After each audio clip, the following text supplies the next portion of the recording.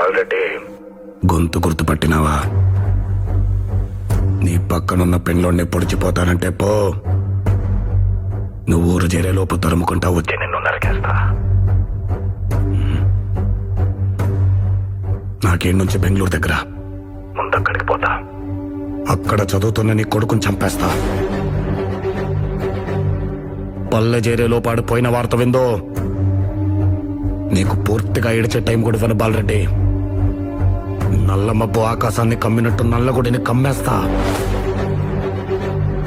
లేదు, ఈ రణమంతా ఎందుకు అనుకుంటే ఆ పిల్లో నాన్నే దింపేసిపో. నీకు శాంతి ఎలా ఉంటుందో చూపిస్తా. నువ్వు ఊహించవు, అంత అద్భుతంగా చూపిస్తా.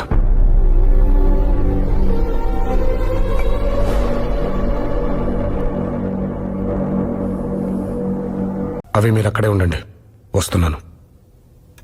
మాట్లాడితే మా వాళ్లే కాదు సార్, మా శత్రువులు కూడా వింటారు. మీరు చూశారు, వైలెన్స్ మా డిఎన్ఏ కాదు సార్, మా మీద రుద్దపడ్డ అత్యవసర పరిస్థితి.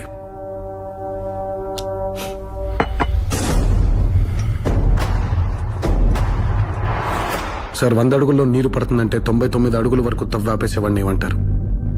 మీ విజ్ఞతగా వదిలేస్తున్నాను. ఈ ఒక్క అడుగు 100 అడుగులతో సమానం సార్. తవ్వి చూడండి.